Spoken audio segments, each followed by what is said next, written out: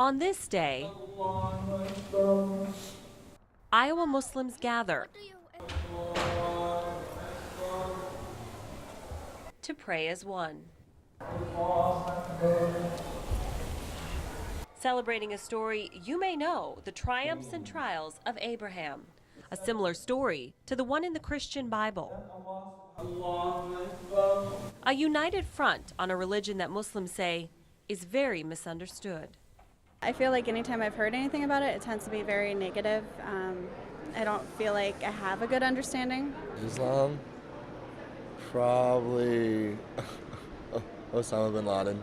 I can understand that people think Islam is associated with terrorism. There are thousands of Muslims in eastern Iowa, 5,000 in the Waterloo Cedar Falls area alone. They come from all over the world, and many were born here. From America, from, say, the Middle East, from Pakistan, from Thailand, from China, you name it. This is Sharif, my firstborn. Dr. Muhammad Fahmy is just one of them. Iowa is a great place to raise family. He has worked as a professor at the University of Northern Iowa for 30 years and is an active member of the Muslim community. Islam, from its meaning, from the word Islam, comes from salam. Salam is shalom, and that is peace. But peace is not a word many associate with the religion. Dr. Fahmy believes that images of violence, terrorism, and hatred have fueled a shift of what Islam really is and what Muslims believe. And some people sometimes say, are you Muslim first or American first? I am an American Muslim. I'm a Muslim. It doesn't matter. I'm a person that have chosen to be an American. I live in this country. I defend this country. Iowa Muslims say one of the biggest misconceptions is about the role of women, veiled and kept away from the public eye. The portrayal I kind of seem to feel like I get about it is that they don't have their own rights. They can't do anything. If you had to guess, why would you say they wear that veil? Because isn't it like supposed to protect them from like the men? I don't know. But these two Iowa Muslim women, I came here as a young bride 37 years ago. say you have it all wrong. I have studied Islam for myself. I read a lot of Quran, and I just find that Islam elevated the status of women.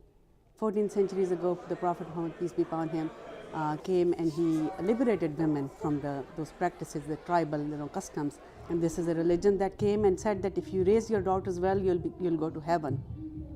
So I think Prophet Muhammad was the first feminist. They say Islamic women had many rights far before women in other religions. Islam came and gave the women the right to inherit right away. They have the right to vote.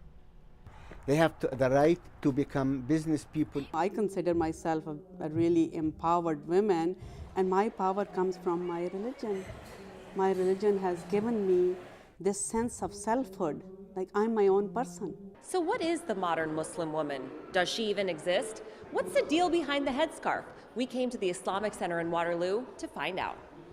It is not mandatory, and I think different people interpret it in different ways.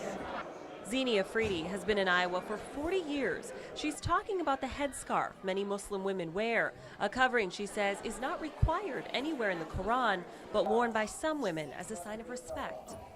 I call myself a modern Muslim. I'm not held back, and I don't walk 10 feet behind my husband. So You're equal partners. we are equal partners, yes. Equality and respect, two things Muslims say are needed to dispel those misconceptions. I think one thing if we can all remember as human beings is not to judge people, not to think of people less than us. Muslims I spoke with remain hopeful that the perception of their religion will change. They say education is key. Let us take our biases out. Let us take any iota of hatred out. I accept people that do not believe in Islam, but they shouldn't hate it. After all, says Dr. Fahmy, our religions and beliefs may vary. Our outlook on things may look a little different, but in the end, we are all one. I'm Natasha Chugtai, KWWL News.